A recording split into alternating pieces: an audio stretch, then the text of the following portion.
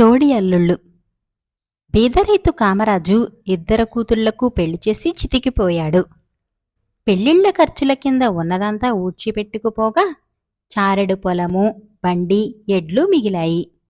పెళ్ళిళ్ళు అయిన 6 నెలలకు సంక్రాంతి వచ్చింది.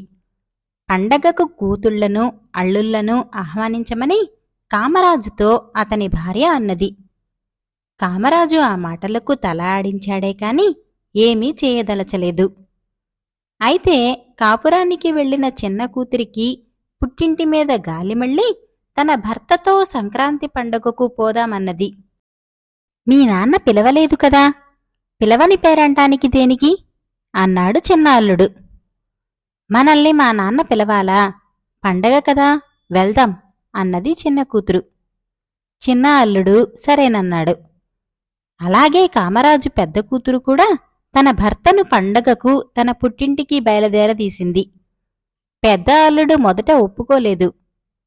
మా నాన్న చిన్న అల్లుడికి పండగ కానుకలు ఇచ్చాడనుకోండి, మీకు కూడా కానుకలు ముట్టకపోతే నాకెంత నంగుబాటు అన్నదామె. ఈ మాటకు అభిమానం పొడుచుకువచ్చి పెద్ద అల్లుడు కూడా తన భార్యతో అత్తవారింటికి బయలుదేరాడు. బాజా భజంత్రీలతో సహా ఆహ్వానం అందినట్టుగా తన కూతుళ్ళు, అల్లుళ్ళు దిగటం చూసి కామరాజు ఆశ్చర్యపోయాడు. అతని భార్య మాత్రం తన మాట తీసేయకుండా తన భర్త వాళ్లను పిలిచాడనుకుని ఎంతగానో మురిసిపోయింది. పండగ ఎలాగో గడిచింది. కాని కామరాజు అల్లుళ్లకు పండుగ కానుకలు ఇచ్చే ఉద్దేశమేమీ కనబరచలేదు. అది చూసి అల్లుళ్ళు ఇద్దరూ ఒకే అపోహకు గురి అయ్యారు. ఒకరికి తెలియకుండా మరొకరికి మామగారు కానుకలు ఇచ్చే ప్రయత్నంలో ఉన్నాడనుకున్నారు. వాళ్ల అనుమానానికి తగ్గట్టే కామరాజు తన కూతుళ్ళు, అల్లుళ్ళు వెళ్లిపోనున్న రోజున ఎవరికీ కనిపించకుండా ఎటో వెళ్లిపోయాడు. పెద్ద కూతురు ఏకాంతంగా తన తల్లిని తన భర్తకు ఇయ్యవలసిన పండుగ కానుక గురించి హెచ్చరించింది.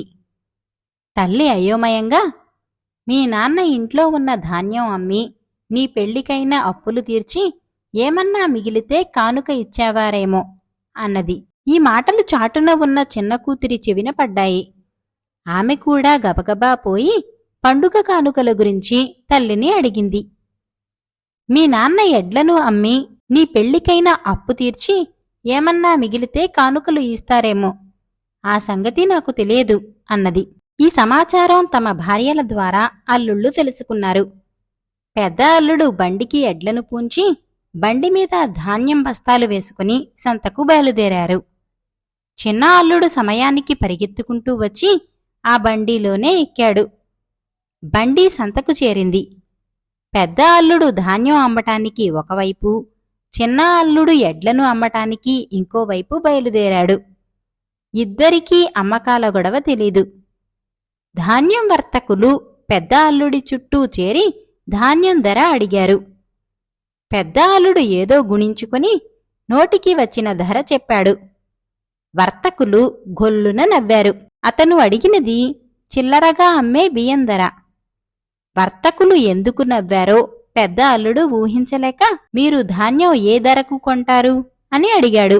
అతను ఈ ధాన్యం ఎక్కడో దొంగతనం చేసి ఉంటాడని అనుమానం కలిగి వర్తకులు పెద్ద అల్లుణ్ణి రక్షక భటులకు అప్పచెప్పారు.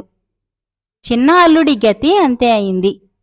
ఎడ్లను బేరం చేసేవాళ్లు వచ్చి ధర అడిగితే అతనికి ఏం చెప్పాలో తెలియక పక్కనే ఉన్న నేతివర్తకుణ్ణి సలహా అడిగాడు.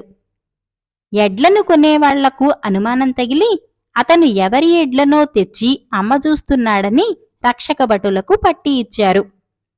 తన అల్లుళ్ళు చేసిన ఘనకార్యం కామరాజుకు తెలిసి అతను వాళ్లను రక్షకభటుల బారి నుంచి విడిపించేసరికి అతని తలప్రాణం తోకకు వచ్చినట్టయింది. అతను అల్లుళ్లకు ఏదో కానుకలు ఇచ్చే ఉద్దేశంతోనే డబ్బు అప్పు తేవటానికి పక్క గ్రామం వెళ్లాడు. కాని అది కాస్త రక్షకభటుల చేతులు తడిచేయటానికి సరిపోయింది.